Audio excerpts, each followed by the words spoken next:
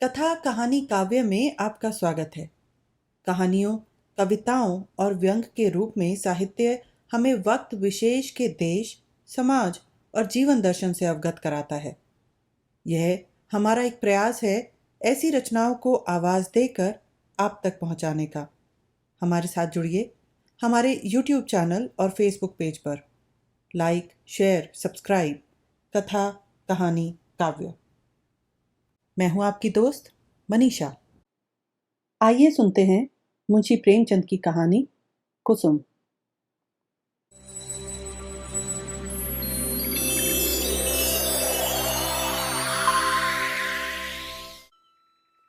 साल भर की बात है। एक दिन शाम को हवा खाने जा रहा था कि महाशय नवीन से मुलाकात हो गई। मेरे पुराने दोस्त हैं, बड़े बेतकल्लुफ और मन चले। आगरे में मकान है, अच्छे कवि हैं। उनके कवि समाज में कई बार शरीक हो चुका हूं। ऐसा कविता का उपासक मैंने नहीं देखा। पेशा तो वकालत, पर डूबे रहते हैं काव्य चिंतन में। आदमी ज़हीन है, मुकदमा सामने आया और उसकी तह तक पहुंच गए। इसीलिए कभी कभी मुकदमे मिल जाते हैं, लेकिन कचहरी के बाहर अदालत या मुकदमे की चर्चा उनके लिए निषिद्ध है। अदालत की चार दीवारी के अंदर 4-5 घंटे वह वकील होते हैं।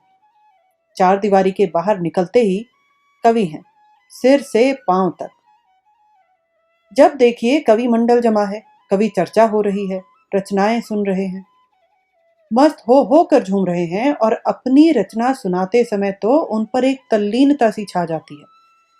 कंठ स्वर भी इतना मधुर है कि उनके पद बाण की तरह सीधे कलेजे में उतर जाते हैं। अध्यात्म में माधुर्य की सृष्टि करना, निर्गुण में सगुण की बहार दिखाना उनकी रचनाओं की विशेषता है। वह जब लखनऊ आते हैं, मुझे पहले सूचना दे दिया करते हैं।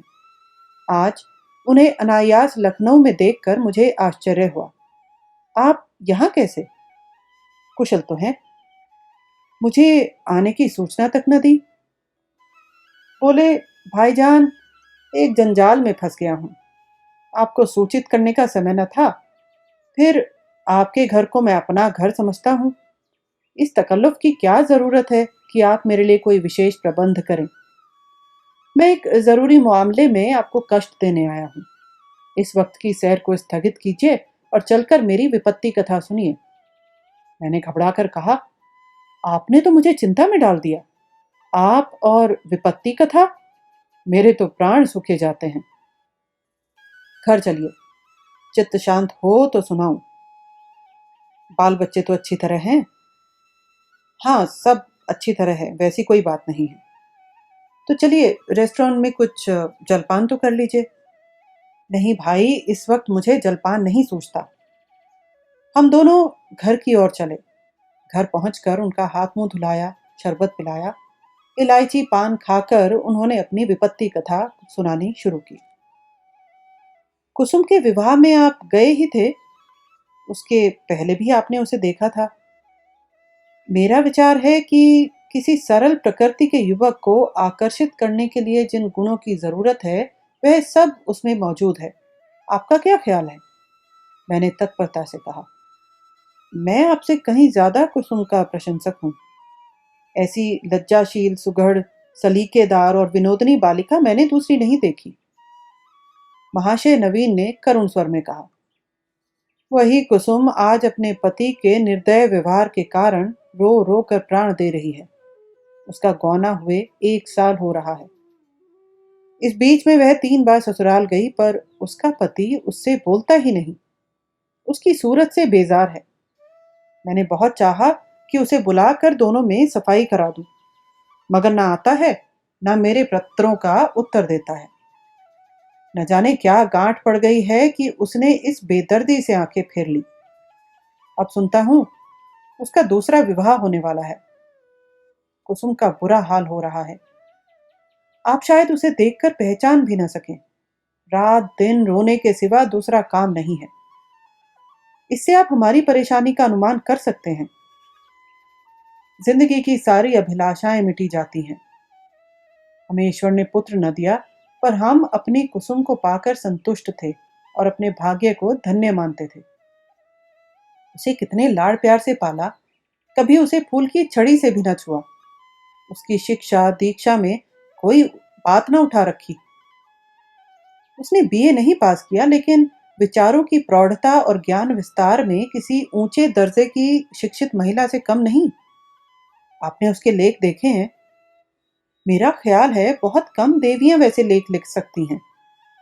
समाज, धर्म, नीति सभी विषयों में उसके विचार बड़े परिष्कृत हैं। बहस करने में तो वह इतनी पटु है कि मुझे आश्चर्य होता है।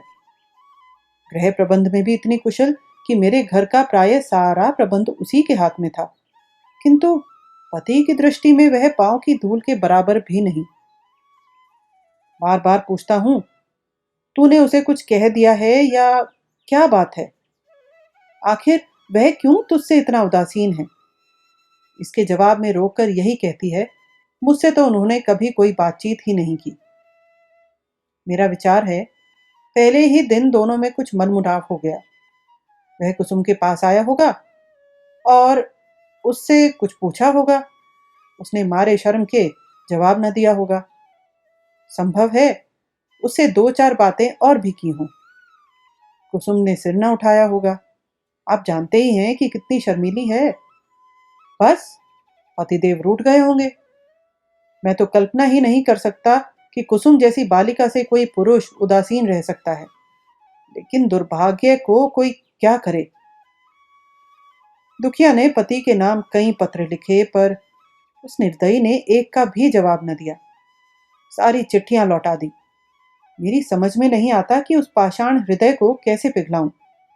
मैं अब खुद तो उसे कुछ लिख नहीं सकता। आप ही कुसुम की प्राण रक्षा करें, नहीं तो शीघ्र ही उसके जीवन का अंत हो जाएगा और उसके साथ हम दोनों प्राणी भी सिधार जाएंगे। उसकी व्यथा अब नहीं देखी जाती। नवीन जी की आंखें सजल हो गईं। मुझे भी अत्यंत क्षोभ हुआ। उन्हें तसल्ली देता हुआ बोला, आप इतने दिनों इस चिंता में पड़े रहे, मुझसे पहले ही क्यों न कहा? मैं आज ही मुरादाबाद जाऊंगा और उस लौंडे की इस बुरी तरह खबर लूंगा कि वह भी याद करेगा। बच्चा को जबरदस्ती घसीट कर लाऊंगा और कुसुम के पैरों पर गिरा दूंगा। नवीन जी मेरे आत्मविश्वास पर मुस्कुरा कर बोले, आप उससे क्या कहेंगे? यह ना पूछिए। वशीकरण के जितने मंत्र हैं उन सभी की परीक्षा करूंगा, तो आप कदापि सफल ना होंगे। वह इतना शीलवान, इतना विनम्र, इतना प्रसन्न मुख है, इतना मधुर भाषी कि आप वहां से उसके भक्त होकर लौटेंगे। वह नित्य आपके सामने हाथ बांधे खड़ा रहेगा। आपकी सारी कठोरता शांत हो जाएगी। आपके लिए तो एक ही साधन है, आपके कलम में जादू है। आपने कितने ही युवकों को सन्मार्ग पर लगाया है। हृदय में सोई हुई मानवता को जगाना आपका कर्तव्य है। मैं चाहता हूं आप कुसुम की ओर से ऐसा करुणाजनक, ऐसा दिल हिला देने वाला पत्र लिखें कि वह लज्जित हो जाए और उसकी प्रेम भावना सचेत हो उठे। मैं जीवन पर्यंत आपका आभारी रहूंगा। नवीन जी कवि ही तो ठहरे। इस तजवीज में वास्तविकता की अपेक्षा कवित्व की ही प्रधानता थी। आप मेरे कई गल्पों को पढ़कर रो पड़े हैं। इससे आपको विश्वास हो गया है कि मैं चतुर सपेरे की भांति जिस दिल को चाहूं नचा सकता हूं। आपको यह मालूम नहीं कि सभी मनुष्य कवि नहीं होते और ना एक से भावुक। जिन गल्पों को पढ़कर आप रोए हैं, उन्हीं गल्पों को पढ़कर कितने ही सज्जनों ने विरक्त होकर पुस्तक फेंक दी है। पर इन बातों का वह अवसर न था। वह समझते कि मैं अपना गला छुड़ाना चाहता हूं, इसलिए मैंने सहृदयता से कहा, आपको बहुत दूर की सूझी और मैं इस प्रस्ताव से सहमत हूं। और यद्यपि आपने मेरी करुणोत्पादक शक्ति का अनुमान लगाने में अत्युक्ति से काम लिया है, लेकिन मैं आपको निराश न करूंगा। मैं पत्र लिखूंगा और यथाशक्ति उस युवक की न्याय बुद्धि को जगाने की चेष्टा भी करूंगा। लेकिन आप अनुचित ना समझें तो पहले मुझे वह पत्र दिखा दें जो कुसुम ने अपने पति के नाम लिखे थे। उसने पत्र तो लौटा ही दिए हैं, और यदि कुसुम ने उन्हें फाड़ नहीं डाला है तो उसके पास होंगे। उन पत्रों को देखने से मुझे ज्ञात हो जाएगा कि किन पहलुओं पर लिखने की गुंजाइश बाकी है। नवीन जी ने जेब से पत्रों का एक पुलिंदा निकालकर मेरे सामने रख दिया और बोले, मैं जानता था आप इन पत्रों को देखना चाहेंगे, इसलिए इन्हें साथ लेता आया। आप इन्हें शौक से पढ़ें। कुसुम जैसी मेरी लड़की है वैसी ही आपकी भी लड़की है, आपसे क्या पड़ता। सुगंधित गुलाबी चिकने कागज पर बहुत ही सुंदर अक्षरों में लिखे उन पत्रों को मैंने पढ़ना शुरू किया। मेरे स्वामी, मुझे यहां आए 1 सप्ताह हो गया, लेकिन आंखें पल भर के लिए भी नहीं झपकी। सारी रात करवटें बदलते बीत जाती है। बार बार सोचती हूँ, मुझसे ऐसा क्या अपराध हुआ कि उसकी आप मुझे यह सजा दे रहे हैं। आप मुझे झिड़कें, घुड़कें, कोसें, इच्छा हो तो मेरे कान भी पकड़ें, मैं इन सभी सजाओं को सहर्ष सह लूंगी, लेकिन यह निष्ठुरता नहीं सही जाती। मैं आपके घर 1 सप्ताह रही। परमात्मा जानता है कि मेरे दिल में क्या क्या अरमान थे। मैंने कितनी बार चाहा कि आपसे कुछ पूछूं, आपसे अपने अपराधों को क्षमा कराऊं, लेकिन आप मेरी परछाई से भी दूर भागते थे। मुझे कोई अवसर न मिला। आपको याद होगा, जब दोपहर को सारा घर सो जाता था तो मैं आपके कमरे में जाती थी और घंटों सिर झुकाए खड़ी रहती थी, पर आपने कभी आंख उठाकर न देखा। उस वक्त मेरे मन की क्या दशा होती थी, इसका कदाचित आप अनुमान न कर सकेंगे। मेरे जैसी अभागिनी स्त्रियां इसका कुछ अंदाज कर सकती हैं। मैंने अपनी सहेलियों से उनकी सुहागरात की कथाएं सुन सुनकर अपनी कल्पना में सुखों का जो स्वर्ग बनाया था, उसे आपने कितनी निर्दयता से नष्ट कर दिया। मैं आपसे पूछती हूँ, क्या आपके ऊपर मेरा कोई अधिकार नहीं है? अदालत भी किसी अपराधी को दंड देती है तो उस पर कोई ना कोई अभियोग लगाती है, गवाहियां लेती है, उनका बयान सुनती है। आपने तो कुछ पूछा ही नहीं। मुझे अपनी खता मालूम हो जाती तो आगे के लिए सचेत हो जाती। आपके चरणों पर गिरकर कहती, मुझे क्षमा दान दो। मैं शपथ पूर्वक कहती हूँ, मुझे कुछ नहीं मालूम आप क्यों रुष्ट हो गए। संभव है आपने अपनी पत्नी में जिन गुणों को देखने की कामना की हो, वे मुझ में ना हो। बेशक मैं अंग्रेजी नहीं पढ़ी, अंग्रेजी समाज की रीति नीति से परिचित नहीं, न अंग्रेजी खेल ही खेलना जानती हूँ। और भी कितनी ही त्रुटियां मुझ में होंगी। मैं जानती हूँ कि मैं आपके योग्य न थी। आपको मुझसे कहीं अधिक रूपवती, गुणवती, बुद्धिमती स्त्री मिलनी चाहिए थी। लेकिन मेरे देवता, दंड अपराधों का मिलना चाहिए, त्रुटियों का नहीं। फिर मैं तो आपके इशारे पर चलने को तैयार हूं। आप मेरी दिलजोई करें, फिर देखिए मैं अपनी त्रुटियों को कितनी जल्द पूरा कर लेती हूँ। आपका प्रेम कटाक्ष मेरे रूप को प्रदीप्त, मेरी बुद्धि को तीव्र और मेरे भाग्य को बलवान कर देगा। वह विभूति पाकर मेरी काया कल्प हो जाएगी। स्वामी, क्या आपने सोचा है, आप यह क्रोध किस पर कर रहे हैं? वह अबला जो आपके चरणों पर पड़ी हुई आपसे क्षमा दान मांग रही है, जो जन्म जन्मांतर के लिए आपकी चेरी है, क्या इस क्रोध को सहन कर सकती है? मेरा दिल बहुत कमजोर है। मुझे रुलाकर आपको पश्चाताप के सिवा और क्या हाथ आएगा? इस क्रोधाग्नि की एक चिंगारी मुझे भस्म कर देने के लिए काफी है। अगर आपकी यह इच्छा है कि मैं मर जाऊं, तो मैं मरने के लिए तैयार हूं। केवल आपका इशारा चाहती हूं। अगर मरने से आपका चित्त प्रसन्न हो तो मैं बड़े हर्ष से अपने को आपके चरणों पर समर्पित कर दूंगी। मगर इतना कहे बिना नहीं रहा जाता कि मुझ में 100 ऐब हों, पर एक गुण भी है। मुझे दावा है कि आपकी जितनी सेवा मैं कर सकती हूँ, उतनी कोई दूसरी स्त्री नहीं कर सकती।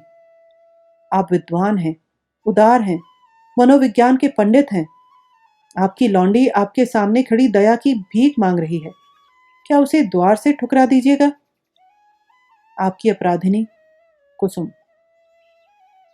यह पत्र पढ़कर मुझे रोमांच हो आया। यह बात मेरे लिए असह्य थी कि कोई स्त्री अपने पति की इतनी खुशामद करने पर मजबूर हो जाए। पुरुष अगर स्त्री से उदासीन रह सकता है, तो स्त्री उसे क्यों नहीं ठुकरा सकती? वह दुष्ट समझता है कि विवाह ने एक स्त्री को उसका गुलाम बना दिया। वह उस अबला पर जितना अत्याचार चाहे करे, कोई उसका हाथ नहीं पकड़ सकता, कोई चूं भी नहीं कर सकता। पुरुष अपनी दूसरी, तीसरी, चौथी शादी कर सकता है, स्त्री से कोई संबंध न रखकर भी उस पर उसी कठोरता से शासन कर सकता है। वह जानता है कि स्त्री कुल मर्यादा के बंधनों में जकड़ी हुई है। उसे रो रो कर मर जाने के सिवा और कोई उपाय नहीं। अगर उसे भय होता कि औरत भी उसकी ईंट का जवाब पत्थर से नहीं, ईंट से भी नहीं, केवल थप्पड़ से दे सकती है, तो उसे कभी इस बदमिजाजी का साहस न होता। बेचारी स्त्री कितनी विवश है। शायद मैं कुसुम की जगह होता तो इस निष्ठुरता का जवाब इसकी 10 गुनी कठोरता से देता, उसकी छाती पर मूंग दलता, संसार के हंसने की जरा भी चिंता न करता। समाज अबलाओं पर इतना जुल्म देख सकता है और चूं तक नहीं करता। उसके रोने या हंसने की मुझे जरा भी परवाह न होती। अरे अभागे युवक, तुझे खबर नहीं तू अपनी भविष्य की गर्दन पर कितनी बेदर्दी से छुरी फेर रहा है। यह वह समय है जब पुरुष को अपने प्रणय भंडार से स्त्री के माता पिता भाई बहन सखियां सहेलियां सभी के प्रेम की पूर्ति करनी पड़ती है। अगर पुरुष में यह सामर्थ्य नहीं है तो स्त्री की क्षुधित आत्मा को कैसे संतुष्ट रख सकेगा। परिणाम वही होगा जो बहुधा होता है, अबला कुड़ कुड़ कर मर जाती है। यही वह समय है जिसकी स्मृति जीवन में सदैव के लिए मिठास पैदा कर देती है। स्त्री की प्रेम सुधा इतनी तीव्र होती है कि वह पति का स्नेह पाकर अपना जीवन सफल समझती है और इस प्रेम के आधार पर जीवन के सारे कष्टों को हंस खेल कर सह लेती है। यही वह समय है जब हृदय में प्रेम का बसंत आता है और उसमें नई नई आशा कोपलें निकलने लगती हैं। ऐसा कौन निर्दयी है जो इस ऋतु में उस वृक्ष पर कुल्हाड़ी चलाएगा। यही वह समय है जब शिकारी किसी पक्षी को उसके बसेरे से लाकर पिंजरे में बंद कर देता है। क्या वह उसकी गर्दन पर छुरी चलाकर उसका मधुर गान सुनने की आशा रखता है। मैंने दूसरा पत्र पढ़ना शुरू किया। मेरे जीवन धान। 2 सप्ताह जवाब की प्रतीक्षा करने के बाद आज फिर यही उलाना देने बैठी हूं।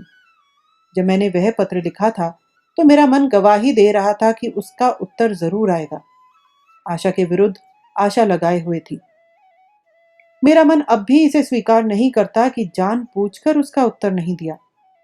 कदाचित आपको अवकाश नहीं मिला, या ईश्वर न करे कहीं आप अस्वस्थ तो नहीं हो गए। किससे पूछूं? इस विचार से ही मेरा हृदय कांप रहा है। मेरी ईश्वर से यही प्रार्थना है कि आप प्रसन्न और स्वस्थ हों। पत्र मुझे ना लिखें ना सही, रोकर चुप ही हो जाऊंगी।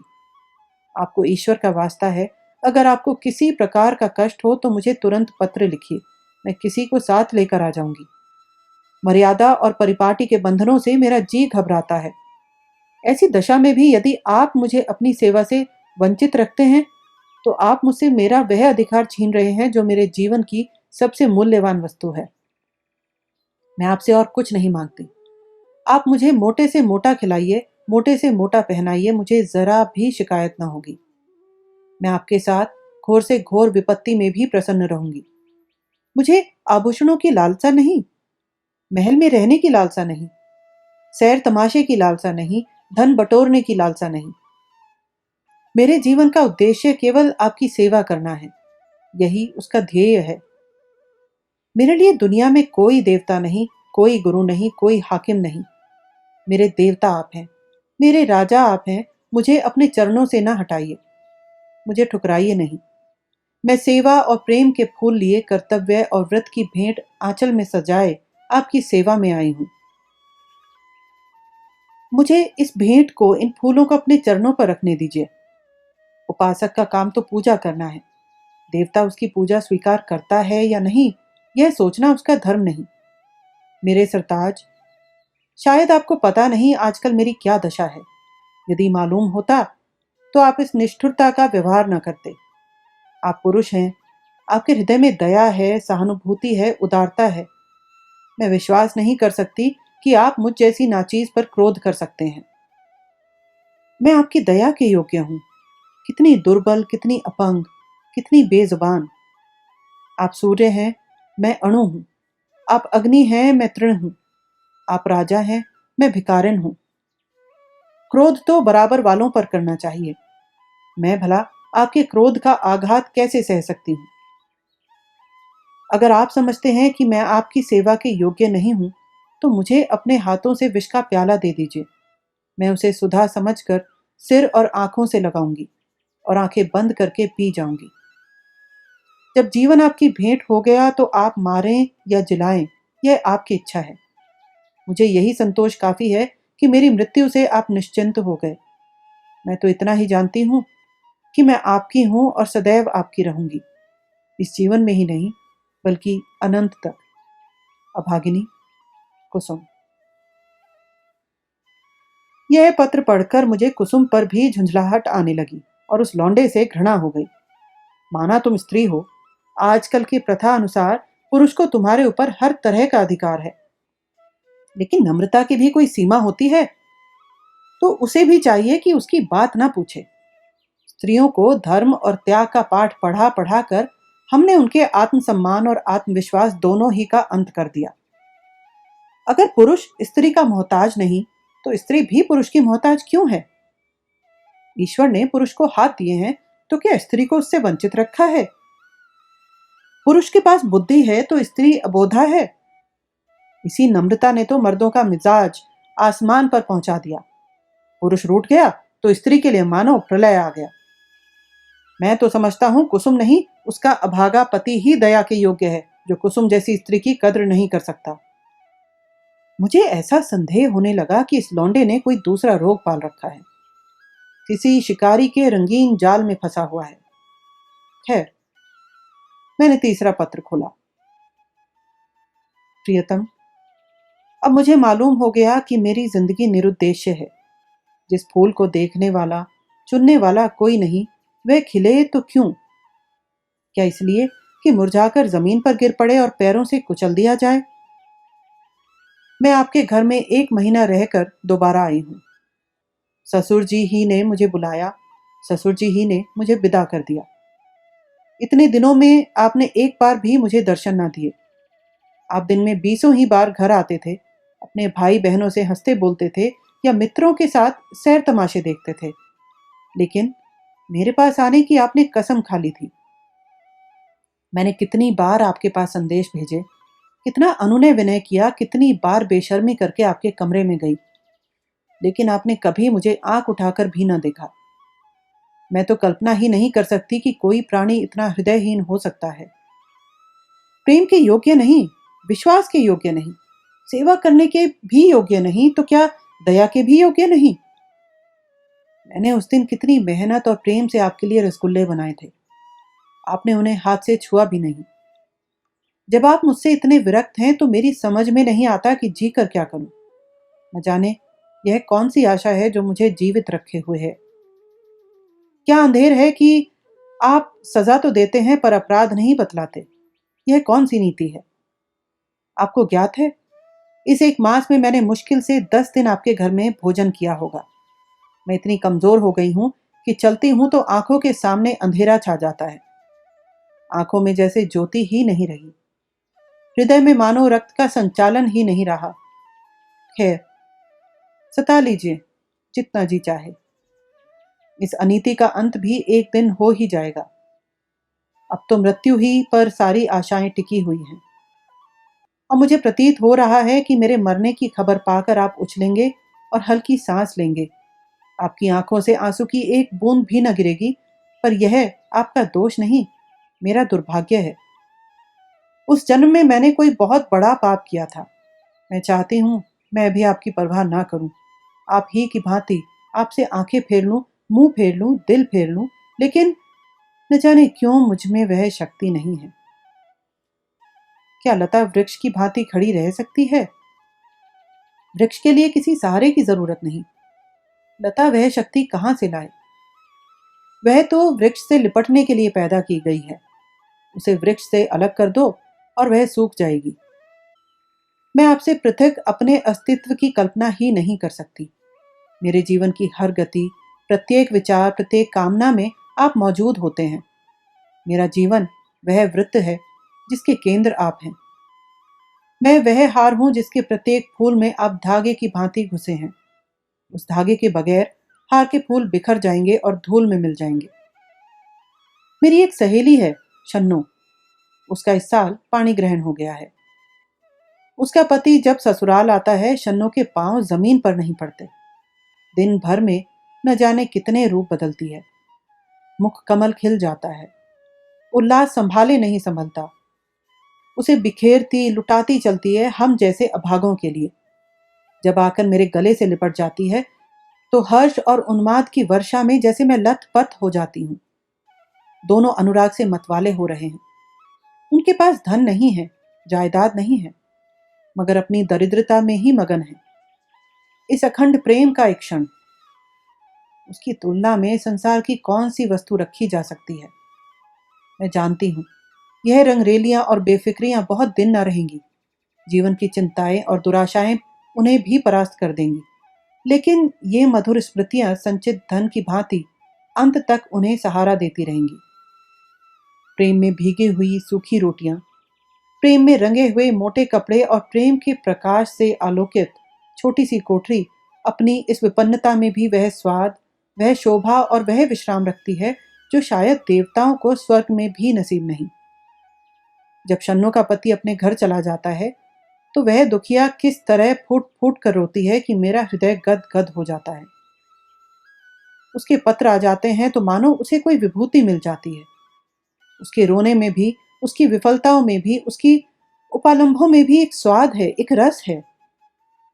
उसके आंसू व्यग्रता और विवलता के हैं, मेरे आंसू निराशा और दुख के। उसकी व्याकुलता में प्रतीक्षा और उल्लास है, मेरी व्याकुलता में दैन्य और परवशता। उसके उपालंभ में अधिकार और ममता है, मेरे उपालंभ में भग्नता और रुदन। पत्र लंबा हुआ जाता है और दिल का बोझ हल्का नहीं होता। भयंकर गर्मी पड़ रही है। दादा मुझे मसूरी ले जाने का विचार कर रहे हैं। मेरी दुर्बलता से उन्हें टीबी का संदेह हो रहा है। वह नहीं जानते कि मेरे लिए मसूरी नहीं, स्वर्ग भी काल कोठरी है। अभागिन कुसुम। मेरे पत्थर के देवता कल मसूरी से लौट आई। लोग कहते हैं बड़ा स्वास्थ्यवर्धक और रमणीक स्थान है। होगा। मैं तो एक दिन भी कमरे से नहीं निकली। भग्न हृदयों के लिए संसार सूना है। मैंने रात एक बड़े मजे का सपना देखा। बतलाऊं? पर क्या फायदा? न जाने क्यों मैं अब भी मौत से डरती हूं। आशा का कच्चा धागा मुझे अब भी जीवन से बांधे हुए है। जीवन उद्यान के द्वार पर जाकर बिना सैर किए लौट आना कितना हसरतनाक है। अंदर क्या सुषमा है, क्या आनंद है। मेरे लिए वह द्वार ही बंद है। कितनी अभिलाषाओं से विहार का आनंद उठाने चली थी, कितनी तैयारियों से, पर मेरे पहुंचते ही द्वार बंद हो गया है। अच्छा बतलाओ, मैं मर जाऊंगी तो मेरी लाश पर आंसू की 2 बूंदें गिराओगे?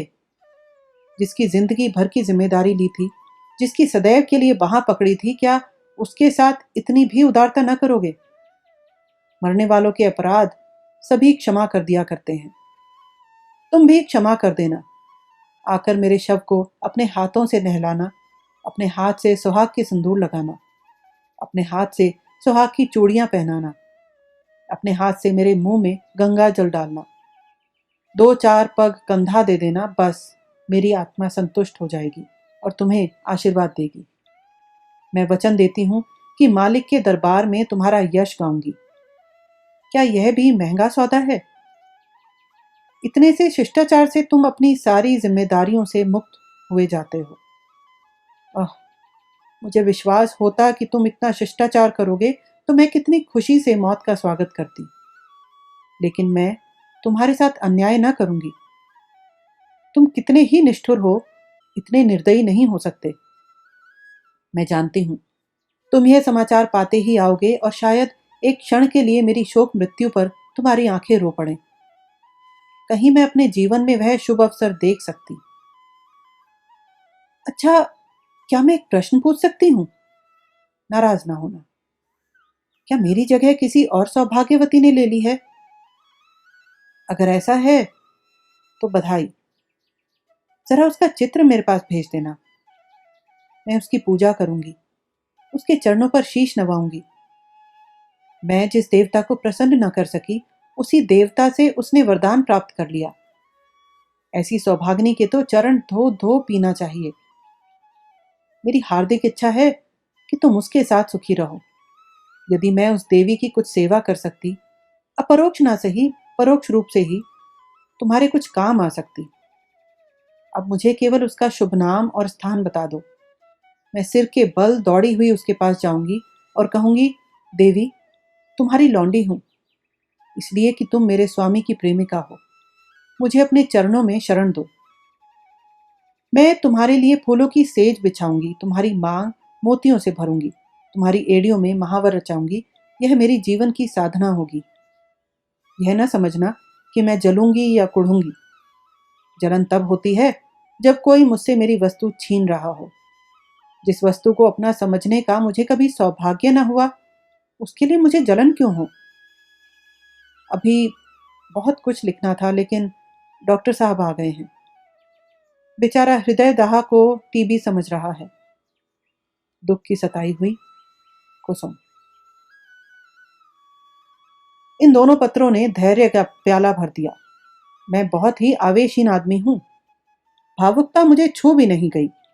अधिकांश कलाविदों की भांति मैं भी शब्दों से आंदोलित नहीं होता। क्या वस्तु दिल से निकलती है? क्या वस्तु केवल मर्म को स्पर्श करने के लिए लिखी गई है? यह भेद बहुधा मेरे साहित्यिक आनंद में बाधक हो जाता है, लेकिन इन पत्रों ने मुझे आपे से बाहर कर दिया। एक स्थान पर तो सचमुच मेरी आंखें भर आई। यह भावना कितनी वेदनापूर्ण थी कि वही बालिका जिस पर माता पिता प्राण छिड़कते रहते थे, विवाह होते ही इतनी विपदग्रस्त हो जाए। विवाह क्या हुआ, मानो उसकी चिता बनी या उसकी मौत का परवाना लिखा गया। इसमें संदेह नहीं कि ऐसी वैवाहिक दुर्घटनाएं कम होती हैं, लेकिन समाज की वर्तमान दशा में उनकी संभावना बनी रहती है। जब तक स्त्री पुरुष के अधिकार समान न होंगे, ऐसे आघात नित्य होते रहेंगे। दुर्बल को सताना कदाचित प्राणियों का स्वभाव है। काटने वाले कुत्तों से लोग दूर भागते हैं। सीधे कुत्ते पर बाल वृंद विनोद के लिए पत्थर फेंकते हैं। तुम्हारे दो नौकर एक ही श्रेणी के हों, उनमें कभी झगड़ा ना होगा। लेकिन आज उनमें से एक को अफसर और दूसरे को उसका मातहत बना दो, फिर देखो अफसर साहब अपने मातहत पर कितना रौब जमाते हैं। सुखमय दाम्पत्य की नींव अधिकार साम्य ही पर रखी जा सकती है। इस वैषम्य में प्रेम का निवास हो सकता है, मुझे तो इसमें संदेह है। हम आज जिसे स्त्री पुरुषों में प्रेम कहते हैं, वह वही प्रेम है जो स्वामी को अपने पशु से होता है। पशु सिर झुकाए काम किए चला जाए, स्वामी उसे भूसा और खली भी देगा और उसकी देह भी सहलाएगा, उसे आभूषण भी पहनाएगा। लेकिन जानवर ने जरा चाल धीमी की, जरा गर्दन टेढ़ी की कि मालिक का चाबुक पीठ पर पड़ा। इसे प्रेम नहीं कहते। खैर, मैंने 5वां पत्र खोला। जैसा मुझे विश्वास था, आपने मेरे पिछले पत्र का भी उत्तर न दिया। इसका खुला हुआ अर्थ है कि आपने मुझे परित्याग करने का संकल्प कर लिया है। जैसी आपकी इच्छा। पुरुष के लिए स्त्री पांव की ज्योति है। स्त्री के लिए तो पुरुष देवतुल्य है, बल्कि देवता से भी बढ़कर। विवेक का उदय होते ही वह पति की कल्पना करने लगती है। मैंने भी वही किया। जिस समय मैं गुड़िया खेलती थी, उसी समय आपने गुड्डे के रूप में मेरे मनोदेश में प्रवेश किया। मैंने आपके चरणों को पखारा, माला, फूल और नैवेद्य से आपका सत्कार किया। कुछ दिनों के बाद कहानियां सुनने और पढ़ने की चाट पड़ी। तब आप कथाओं के नायक के रूप में मेरे घर आए। मैंने आपको हृदय में स्थान दिया। बाल्यकाल ही से आप किसी न किसी रूप में मेरे जीवन में घुसे हुए थे। वे भावनाएं मेरे अंतःस्थल की गहराइयों तक पहुंच गई हैं। मेरे अस्तित्व का एक एक अणु उन भावनाओं से गुथा हुआ है। उन्हें दिल से निकाल डालना सहज नहीं है। उसके साथ मेरे जीवन के परमाणु भी बिखर जाएंगे, लेकिन आपकी यही इच्छा है तो यही सही। मैं आपकी सेवा में सब कुछ करने को तैयार थी। अभाव और विपन्नता का तो क्या ही कहना, मैं तो अपने को मिटा देने को भी राजी थी। आपकी सेवा में मिट जाना ही मेरे जीवन का उद्देश्य था। मैंने लज्जा और संकोच का परित्याग किया, आत्मसम्मान को पैरों से कुचला, लेकिन आप मुझे स्वीकार नहीं करना चाहते। मजबूर हूं। आपका कोई दोष नहीं। अवश्य मुझसे कोई ऐसी बात हो गई है जिससे आप इतना कठोर बन गए हैं। आप उसे ज़बान पर लाना भी उचित नहीं समझते। मैं इस निष्ठुरता के सिवा और हर एक सज़ा झेलने को तैयार थी। आपके हाथ से ज़हर का प्याला लेकर पी जाने में भी मुझे विलंब ना होता, किंतु विधि की गति निराली है। मुझे पहले इस सत्य के स्वीकार करने में बाधा थी कि स्त्री पुरुष की दासी है। मैं उसे पुरुष की सहचरी अर्धांगिनी समझती थी, पर अब मेरी आंखें खुल गईं। मैंने कई दिन हुए एक पुस्तक में पढ़ा था कि आदिकाल में स्त्री पुरुष की उसी तरह संपत्ति थी जैसा गाय, बैल या खेत बाड़ी। पुरुष को अधिकार था स्त्री को बेचे, गिरो रखे या मार डाले। विवाह की प्रथा उस समय केवल यह थी कि वर पक्ष अपने सूर सामंतों को लेकर सशस्त्र आता था, कन्या को उड़ा ले जाता था। कन्या के साथ कन्या के घर में रुपया, पैसा, अनाज या पशु जो कुछ उसके हाथ लग जाता था उसे भी उठा ले जाता था। वह स्त्री को अपने घर ले जाकर उसके पैरों में बेड़ियां डालकर घर के अंदर बंद कर देता था। उसके आत्मसम्मान के भावों को मिटाने के लिए यह उपदेश दिया जाता था कि पुरुष ही उसका देवता है। सुहाग स्त्री की सबसे बड़ी विभूति है। आज कई हजार वर्षों के बीतने पर भी पुरुष के उस मनोभाव में कोई परिवर्तन नहीं हुआ। पुरानी सभी प्रथाएं कुछ विकृत या संस्कृत रूप में मौजूद हैं। आज मुझे मालूम हुआ कि उस लेखक ने स्त्री समाज की दशा का कितना सुंदर निरूपण किया था।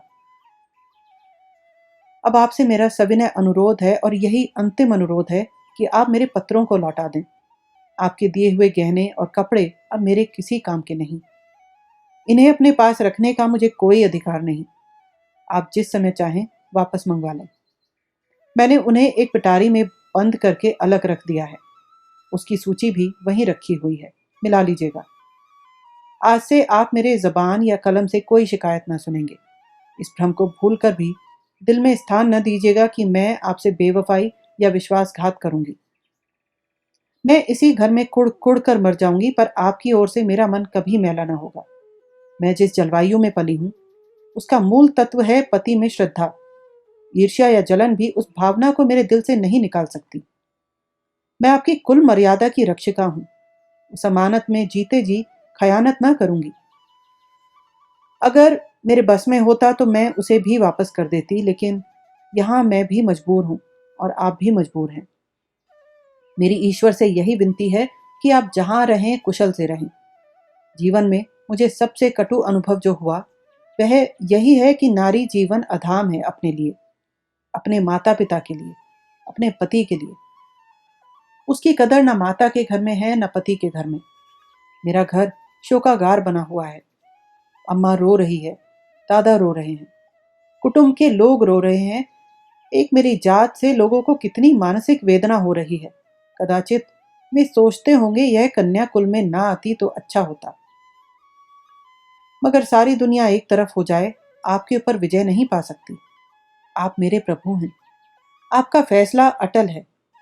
उसकी कहीं अपील नहीं, कहीं फरियाद नहीं। खैर, आज से यह कांड समाप्त हुआ। अब मैं हूं और मेरा दलित भग्न हृदय। हसरत यही है कि आपकी कुछ सेवा न कर सकी। अभागिनी कुसुम। मालूम नहीं मैं कितनी देर तक मूक वेदना की दशा में बैठा रहा कि महाशय नवीन बोले, आपने इन पत्रों को पढ़कर क्या निश्चय किया? मैंने रोते हुए हृदय से कहा, अगर इन पत्रों ने उस नर पिशाच के दिल पर कोई असर न किया तो मेरा पत्र भला क्या असर करेगा? इससे अधिक करुणा और वेदना मेरी शक्ति के बाहर है। ऐसा कौन सा धार्मिक भाव है जिसे इन पत्रों में स्पर्श न किया गया हो? दया, लज्जा, तिरस्कार, न्याय, मेरे विचार में तो कुसुम ने कोई पहलू नहीं छोड़ा। मेरे लिए अब यही अंतिम उपाय है कि उस शैतान के सिर पर सवार हो जाऊं और उससे मुंह दर मुंह बातें करके इस समस्या की तह तक पहुंचने की चेष्टा करूं। अगर उसने मुझे कोई संतोषप्रद उत्तर ना दिया तो मैं उसका और अपना खून एक कर दूंगा। या तो मुझी को फांसी होगी या वही काले पानी जाएगा। कुसुम ने जिस धैर्य और साहस से काम लिया है वह सराहनीय है। आप उसे सांत्वना दीजिएगा।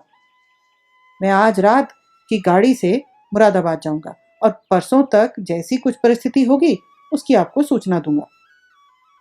मुझे तो यह कोई चरित्रहीन और बुद्धिहीन युवक मालूम होता है। मैं उस बहक में जाने क्या क्या बकता रहा। इसके बाद हम दोनों भोजन करके स्टेशन चले। वह आगरे गए, मैंने मुरादाबाद का रास्ता लिया। उनके प्राण अब भी सूखे जाते थे कि क्रोध के आवेश में कोई पागलपन न कर बैठूं। मेरे बहुत समझाने पर उनका चित्त शांत हुआ। मैं प्रातःकाल मुरादाबाद पहुंचा और जांच शुरू कर दी। इस युवक के चरित्र के विषय में मुझे जो संदेह था वह गलत निकला। मोहल्ले में, कॉलेज में, उसके इष्ट मित्रों में सभी उसके प्रशंसक थे। अंधेरा और गहरा हुआ जान पड़ा। संध्या समय मैं उसके घर जा पहुंचा। जिस निष्कपट भाव से वह दौड़कर मेरे पैरों पर झुका, मैं वह नहीं भूल सकता। ऐसा वाक चतुर, ऐसा सुशील और विनीत युवक मैंने नहीं देखा। बाहर और भीतर में इतना आकाश पाताल का अंतर मैंने कभी न देखा था। मैंने कुशल क्षेम और शिष्टाचार के 2-4 वाक्यों के बाद पूछा, तुमसे मिलकर चित्त प्रसन्न हुआ, लेकिन आखिर कुसुम ने क्या अपराध किया है जिसका तुम उसे इतना कठोर दंड दे रहे हो? उसने तुम्हारे पास कई पत्र लिखे, तुमने एक का भी उत्तर न दिया। वह 2-3 बार यहाँ आई भी, पर तुम उससे बोले तक नहीं। क्या उस निर्दोष बालिका के साथ तुम्हारा यह अन्याय नहीं है? युवक ने लज्जित भाव से कहा, बहुत अच्छा होता कि आपने इस प्रश्न को न उठाया होता। उसका जवाब देना मेरे लिए बहुत मुश्किल है। मैंने तो इसे आप लोगों के अनुमान पर छोड़ दिया था, लेकिन इस गलत फहमी को दूर करने के लिए मुझे विवश होकर कहना पड़ेगा। यह कहते कहते वह चुप हो गया। बिजली की बत्ती पर भांति भांति के कीट पतंगे जमा हो गए। कहीं झिंगुर उछल उछल कर मुंह पर आ जाते थे और जैसे मनुष्य पर अपनी विजय का परिचय देकर उड़ जाते थे। एक बड़ा सा अखफोड़ भी मेज पर बैठा था और शायद जस्त मारने के लिए अपनी देह तौल रहा था। युवक ने एक पंखा लाकर मेज पर रख दिया, जिसने विजयी कीट पतंगों को दिखा दिया कि मनुष्य इतना निर्बल नहीं है जितना वे समझ रहे थे। एक क्षण में मैदान साफ हो गया और हमारी बातों में दखल देने वाला कोई न रहा। युवक ने सकुचाते हुए कहा, संभव है आप मुझे अत्यंत लोभी, कमीना और स्वार्थी समझें, लेकिन यथार्थ यह है कि इस विवाह से मेरी वह अभिलाषा न पूरी हुई जो मुझे प्राणों से भी प्रिय थी।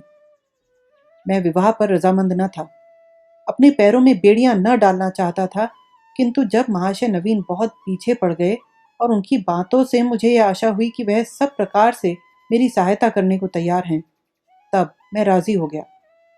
पर विवाह होने के बाद उन्होंने मेरी बात भी न पूछी, मुझे एक पत्र भी न लिखा कि कब तक वह मुझे विलायत भेजने का प्रबंध कर सकेंगे।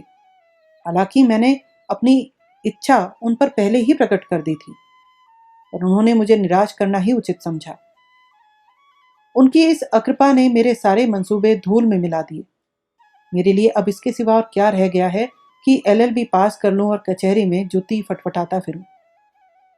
मैंने पूछा, तो आखिर तुम नवीन जी से क्या चाहते हो? लेन देन में तो उन्होंने कोई शिकायत का अवसर नहीं दिया। तुम्हें विलायत भेजने का खर्च तो शायद उनके काबू से बाहर हो।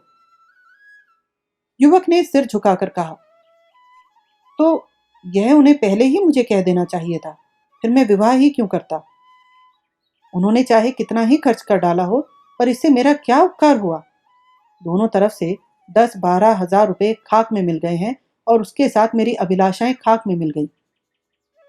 पिताजी पर तो कई हजार का ऋण हो गया है। वह अब मुझे इंग्लैंड नहीं भेज सकते। क्या पूज्य नवीन जी चाहते तो मुझे इंग्लैंड न भेज देते? उनके लिए 10-5 हजार की कोई हकीकत नहीं। मैं सन्नाटे में आ गया। मेरे मुंह से अनायास निकल गया, छी, बाहरी दुनिया और बाहरी हिंदू समाज, तेरे यहाँ ऐसे स्वार्थ के दास पड़े हुए हैं जो एक अबला का जीवन संकट में डालकर उसके पिता पर ऐसे अत्याचार पूर्ण दबाव डालकर ऊंचा पद प्राप्त करना चाहते हैं। विद्यार्जन के लिए विदेश जाना बुरा नहीं। ईश्वर सामर्थ्य दे तो शौक से जाओ, किंतु पतिनी का परित्याग करके ससुर पर इसका भार रखना निर्लज्जता की पराकाष्ठा है। तारीफ की बात तो तब थी कि तुम अपने पुरुषार्थ से जाते। इस तरह किसी की गर्दन पर सवार होकर अपना आत्मसम्मान बेचकर गए तो क्या गए? इस पामर की दृष्टि में कुसुम का कोई मूल्य ही नहीं। वह केवल उसकी स्वार्थ सिद्धि का साधन मात्र है। ऐसे नीच प्रकृति के आदमी से कुछ तर्क करना व्यर्थ था। परिस्थिति ने हमारी चुटिया उसके हाथ में रखी थी और हमें उसके चरणों पर सिर झुकाने के सिवाय और कोई उपाय नहीं था। दूसरी गाड़ी से मैं आगरे जा पहुंचा और नवीन जी से यह वृतांत कहा। उन बेचारे को क्या मालूम था कि यहाँ सारी जिम्मेदारी उन्हीं के सिर पर डाल दी गई है। यद्यपि इस मंदी ने उनकी वकालत भी ठंडी कर रखी है और वह 10-5 हजार का खर्च सुगमता से नहीं उठा सकते, लेकिन इस युवक ने उनसे इसका संकेत भी किया होता तो वह अवश्य कोई न कोई उपाय करते। कुसुम के सिवा उनका दूसरा कौन बैठा हुआ है? उन बेचारे को तो इस बात का ज्ञान ही न था। अतएव मैंने यूं ही उनसे यह समाचार कहा तो वह बोल उठे, छी, इस जरा सी बात को इस भले आदमी ने इतना तूल दे दिया। आप आज ही उसे लिख दें कि वह जिस वक्त वहां पढ़ने के लिए जाना चाहे शौक से जा सकता है। मैं उसका सारा भार स्वीकार करता हूं। साल भर तक निर्दयी ने कुसुम को रुला रुला कर मार डाला। घर में इसकी चर्चा हुई। कुसुम ने भी मां से सुना। मालूम हुआ 1,000 का चेक उसके पति के नाम भेजा जा रहा है, पर इस तरह जैसे किसी संकट का मोचन करने के लिए अनुष्ठान किया जा रहा हो। कुसुम ने भ्रिकुटी सिकोड़ कर कहा, अम्मा, दादा से कह दो कहीं रुपए भेजने की जरूरत नहीं। माता ने विस्मित होकर बालिका की ओर देखा। कैसे रुपए? अच्छा, वह क्यों? इसमें क्या हर्ज है? लड़के का मन है तो विलायत जाकर पढ़े। हम क्यों रोकने लगे? यों भी उसी का है, वो भी उसी का नाम है। कौन हमें छाती पर लाद कर ले जाना है? नहीं, आप दादा से कह दीजिए 1 पाई न भेजें। आखिर इसमें बुराई क्या है? इसीलिए कि यह उसी तरह की डाकाजनी है जैसी बदमाश लोग किया करते हैं। किसी आदमी को पकड़कर ले गए और उसके घर वालों से उसके मुक्ति धन के तौर पर अच्छी रकम ऐंठ ली। माता ने तिरस्कार की आंखों से कहा, कैसी बातें करती हो बेटी? इतने दिनों के बाद तो जाके देवता सीधे हुए हैं और तुम उन्हें फिर चढ़ाए देती हो। कुसुम ने झल्लाकर कहा, ऐसे देवता का रूठे रहना ही अच्छा। जो आदमी इतना स्वार्थी, इतना दंभी, इतना नीच है, उसके साथ मेरा निर्वाह न होगा। मैं कहे देती हूं, वहां रुपए गए तो मैं जहर खा लूंगी। इसे दिल लगी ना समझना। मैं ऐसे आदमी का मुंह भी नहीं देखना चाहती। दादा से कह देना, अगर तुम्हें डर लगता हो तो मैं खुद कह दूं। मैंने स्वतंत्र रहने का निश्चय कर लिया है। मां ने देखा, लड़की का मुखमंडल आरक्त हो उठा है, मानो इस प्रश्न पर वह कुछ कहना चाहती है, ना कुछ सुनना। दूसरे दिन नवीन जी ने यह हाल मुझसे कहा तो मैं एक आत्मविस्मृत की दशा में दौड़ा हुआ गया और कुसुम को गले लगा लिया। मैं नारियों में ऐसा ही आत्माभिमान देखना चाहता हूं। कुसुम ने वह कर दिखाया जो मेरे मन में था और जिसे प्रकट करने का साहस मुझ में न था। साल भर हो गया है, कुसुम ने पति के पास एक पत्र भी नहीं लिखा और ना उसका जिक्र ही करती है। नवीन जी ने कई बार जमाई को मना लाने की इच्छा प्रकट की, पर कुसुम उसका नाम भी नहीं सुनना चाहती। उसमें स्वावलंबन की ऐसी दृढ़ता आ गई है कि आश्चर्य होता है। उसके मुख पर निराशा और वेदना के पीलेपन और तेजहीनता की जगह स्वाभिमान और स्वतंत्रता की लाली और तेजस्विता भासित हो गई है।